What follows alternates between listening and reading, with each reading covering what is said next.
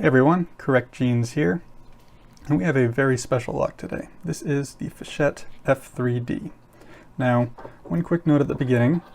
In the title of this video, I mentioned that I am picking the indoor cylinder, and that refers to this side of the lock. This needs to be lined up. That refers to this side of the lock.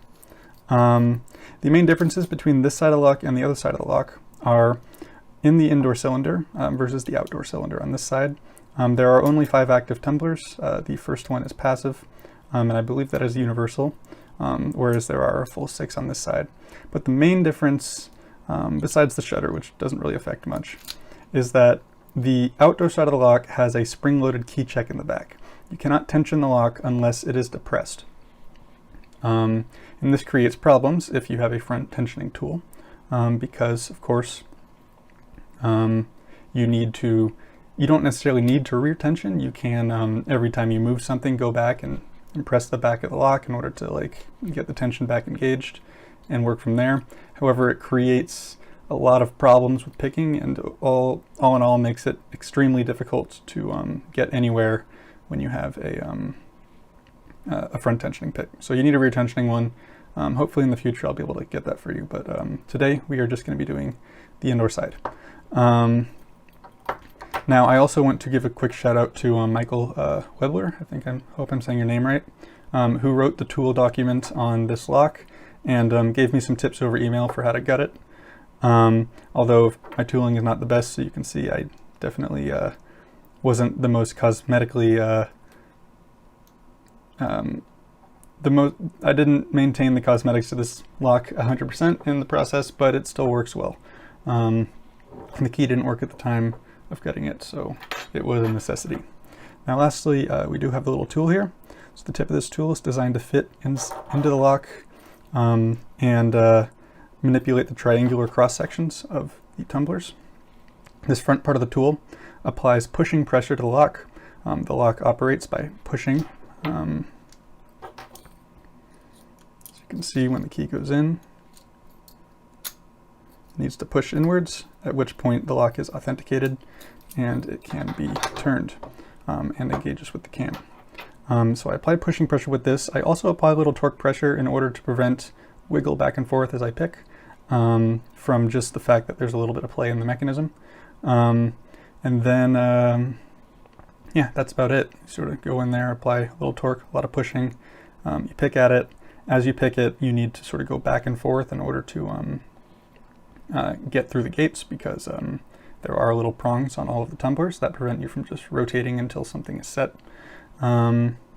Additionally, about the operation of this lock, each of the tumblers needs to be both rotated and translated properly. So you can kind of see that this is waving back and forth. And that's a mechanism that I'll get into a little bit more when I gut it. So without further ado, let's get this lock clamped up and get it picked. All right, here we go. Key works. If not, rekeyed this to some trivial bitting. All right, got our tool here. Let's get it the right way around.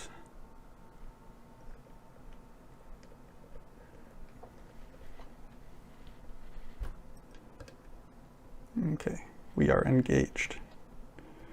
So let's first go through and make sure everything is in a gate. Okay. I'm actually going to refer to tumbler 2 as tumbler 1 because tumbler 1 is passive, and so I'm not going to be picking it.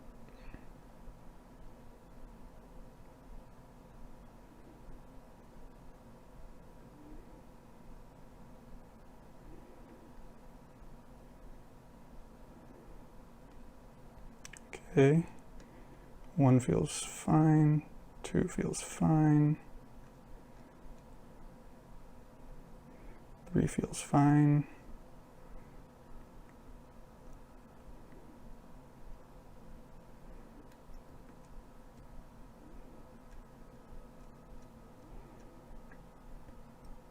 4 feels fine,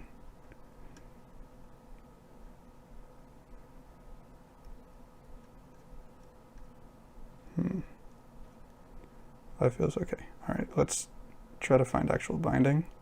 All right, 4 is giving me resistance. I'm going to go ahead and do the translation test. Okay, he's bound nice and good into the first gear. Pull him back. All right, something else fell out of a gate. Let's find it.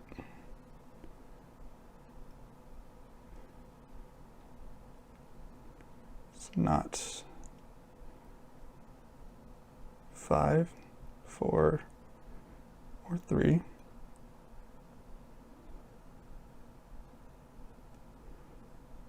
Okay, he must have just slipped back in without really noticing. All right, let's start at the beginning again though. Okay, I'm getting resistance off of 3. So let's go ahead and have something else fall out of its gate again, naturally.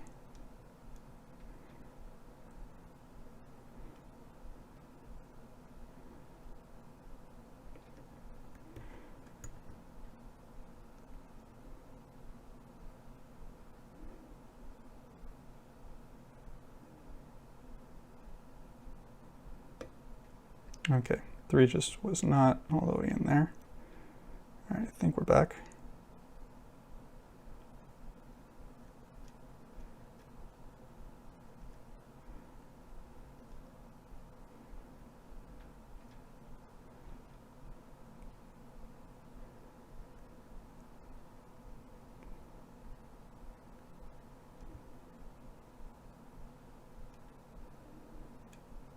Getting some resistance on 1.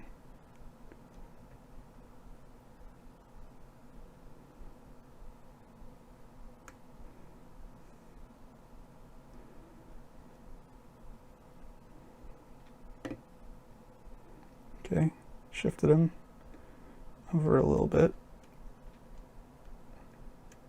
He feels a bit better. 2 still feels good. All right, 3 got knocked into place right there. Where'd 4 go? There we go.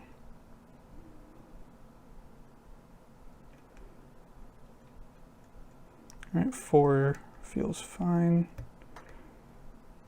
How about 5? 5 feels kind of spongy. I think 5, oh, it feels like 5 isn't actually binding at all in that, like, it's actually freely shifting its gates. So let's go back, figure out what is not in place.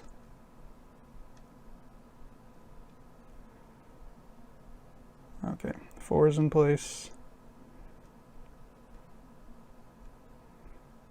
3 is in place.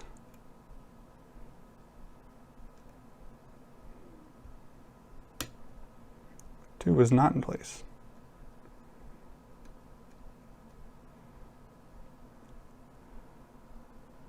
Okay, that's better.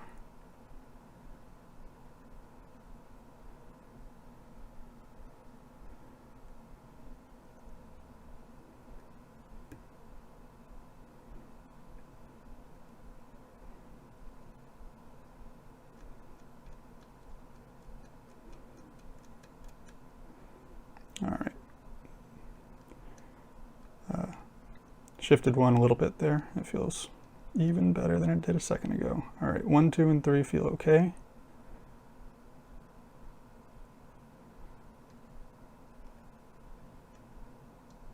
All right. Feels like 4 is binding up against its gear. Just a little bit. I'm going to press it real hard. Okay, yeah, 5 is getting sluggish from my pressing.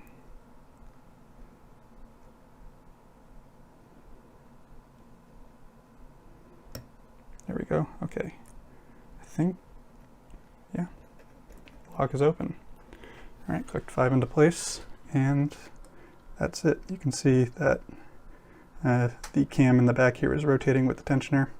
And actually the nice thing about opening a lock like this is now that it's pressed in, you can just rotate it as much as you want. Look at that. Okay, let's get it back to Trude and pull it back with the pick. All right, now it's locked up. Okay, let's go ahead and get this gutted. So I do want to apologize beforehand for, well, what is effectively some damage I've done to this lock during the process of getting it gutted.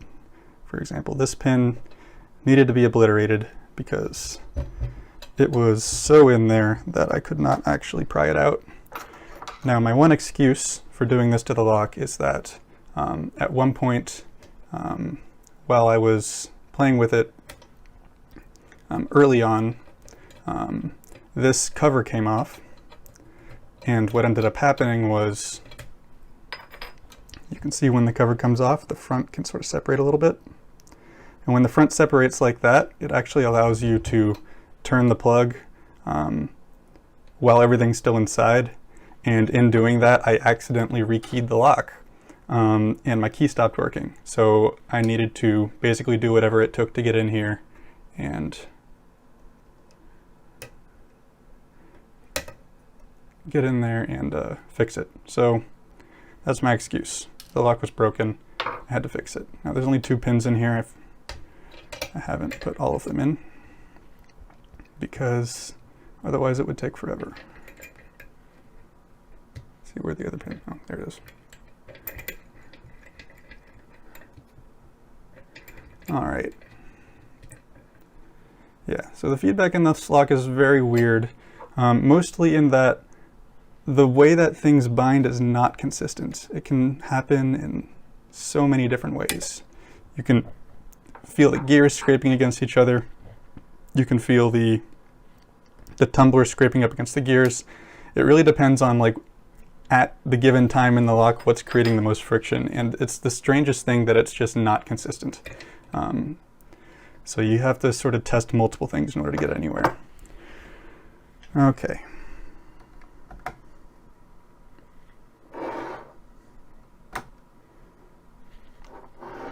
Cool. Just gonna put my tray up here. Tweezers.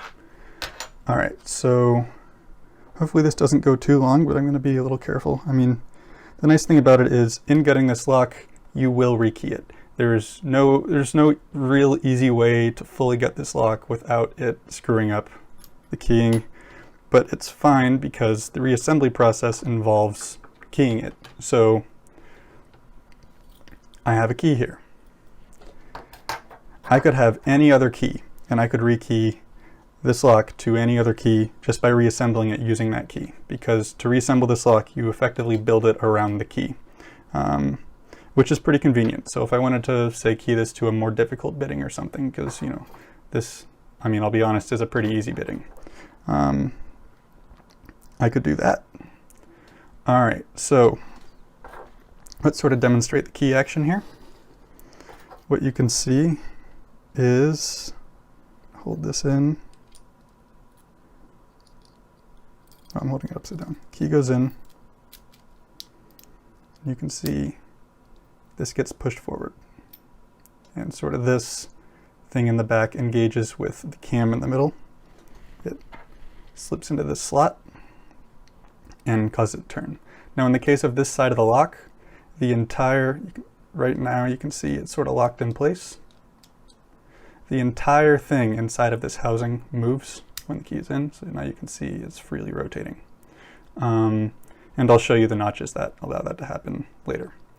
Now the reason that it works is because you can see this front part of the key has this bar that's attached across, and this needs to move inwards. And this is moving independently of this housing here. So what's being pushed is this bar in addition to the key as well as all the tumblers inside.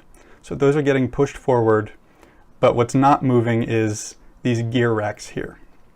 And the gear racks are what allow or prevent the key from moving forward inside of the lock. So let's go ahead and get this fully gutted.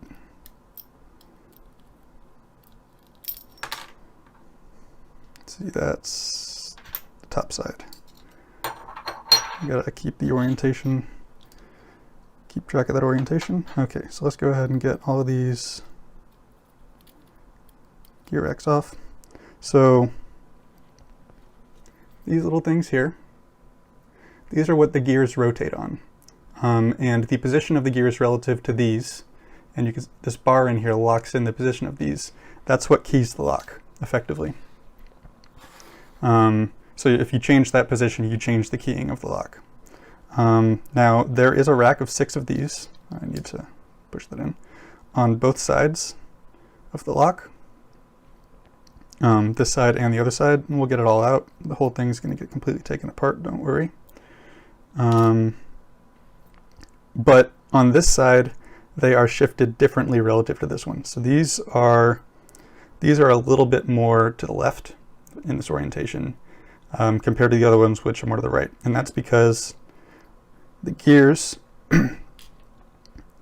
have these racks attached to them from different directions. So the front gears will rotate on these, and you can see, if the light will show it.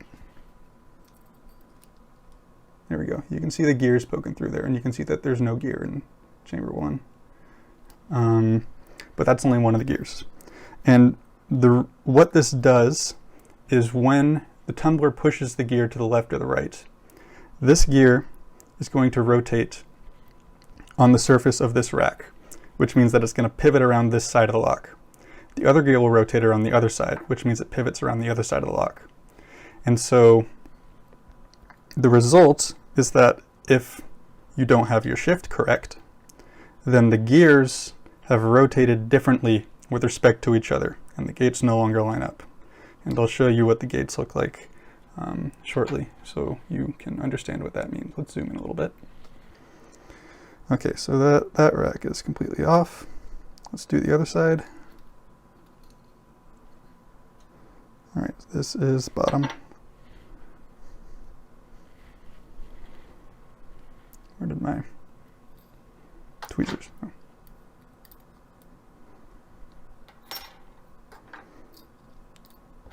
Okay, same deal here. There's 6 of these, and you can see how there's a little gap there, that little piece of metal.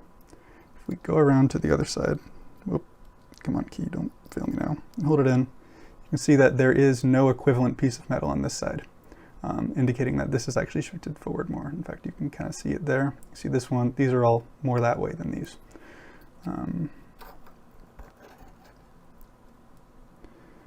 Okay. I'm going to go ahead and take the key out because it's not really necessary at this point. No, stop moving. All right, the lock has officially been rekeyed, and the key will no longer work until I reassemble it. I'll make a second video for reassembly, just so that this one doesn't go too long. Here's the front rack, or front little thing. Let's zoom back out so you can see these parts. Let's get the rest of these racks off.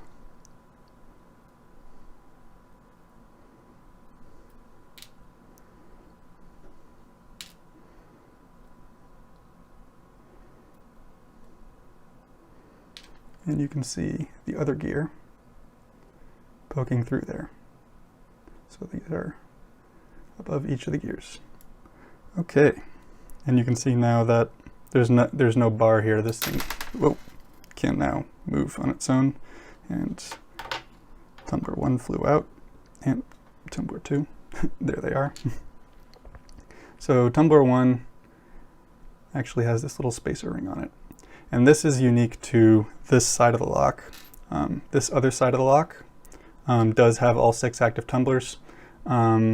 Additionally, it has a spring-loaded key stop in the back. Its mechanism is a little bit different, which means that you sort of have to rear tension it in order to open it, and I don't have a tool that can do this. So hopefully in the future I will have a video where I pick this, but for now, this is the only side I can pick. Let's get back to this. You can see the first gear there. That's where this was sitting. First set of gears. Okay, so let's put this off to the side, like here, or let's put it up here. Okay, there's another set of little rivets I had to take off.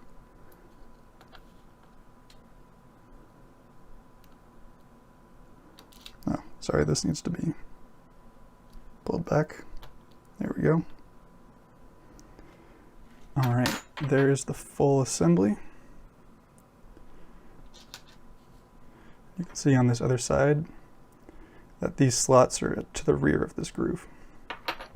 All right, so let's go ahead and take a look at these gates. So you can see these first gears got removed from the tumbler.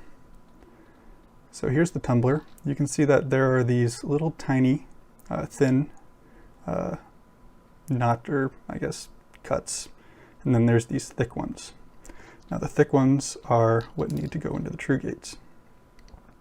So you can see on the gear, there is a bunch of shallow notches, and then there's the thick one.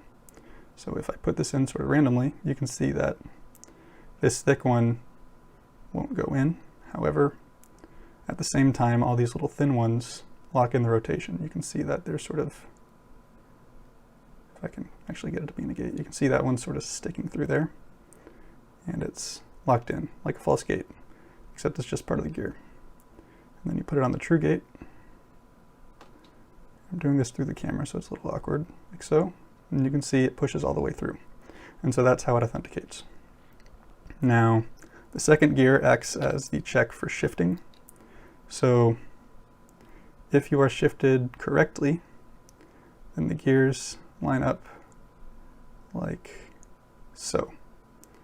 And the tumbler goes through both of them. However, because the gears rotate in opposite directions when you shift it, if I were to shift to right, for example, this front gear would go half a notch to the right, 10 degrees. It's one of these gears. And the other one would go 10 degrees to the left, like so. And now you can go through the first gear, but the second gear blocks you, and it prevents you from opening the lock.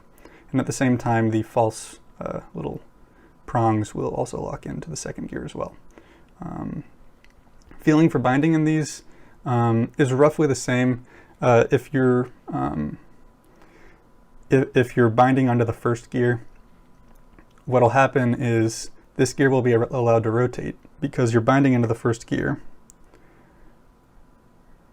like so. However, it can still do that, which means that you can, if you turn to the right while you're binding into it, you'll shift it right along with the second gear, and vice versa. And then as soon as you bind past the first gear, like so, and you bind into the second gear will actually push up against the rear of its slot. And you can sort of feel that as well in a similar fashion, where when you sort of wiggle it, you get a bit of like sluggishness. Although now the actual rotation and your ability to shift is sort of blocked because of the fact that you can't really move left or right because you're now engaging both gears. So you need to pull back a little bit, and then you can rotate it. Now the nice thing is, in order to pick this, you don't actually have to, what am I trying to say? You don't need to put like lateral force on anything because of the fact that when you bind in the first gear and you rotate it, it automatically sort of translates it across its rack. So the entire picking process is purely rotational. You just need to make sure that you have a tool that's able to, wiggle back and forth and make its way through the lock. Now just for completeness, I'll show that all these gears do in fact have their gates, and all these tumblers do in fact have their prongs. I guess that's how you want to say it. So yeah, I hope in the future that I will be able to make up a tool that's able to pick the other side. The real difficulty when it comes to picking the other side is that, what am I trying to say?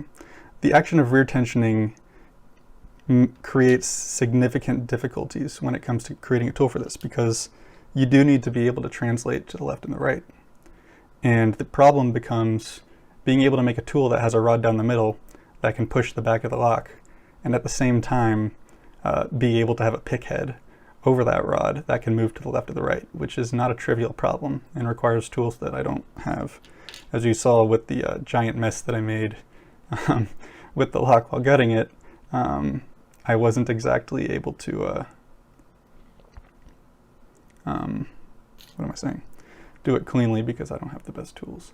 But thankfully my tools were good enough to be able to make something to pick this. In fact, my pick head is made from an epoxy called JB Weld. It's a 2-part epoxy and I just sort of globbed it on here and made a shape out of it. And actually now I'm going to go ahead and clean these tumblers because this thing likes to erode off into the lock. But because I have it gutted, I can clean it. So that's not a problem. Anyway, of course, if you have questions about the operation of this lock, I'd be more than happy to answer them.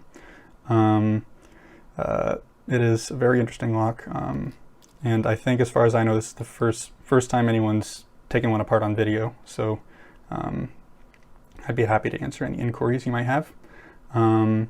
If you want, I can also make another video on how to reassemble this lock around the key.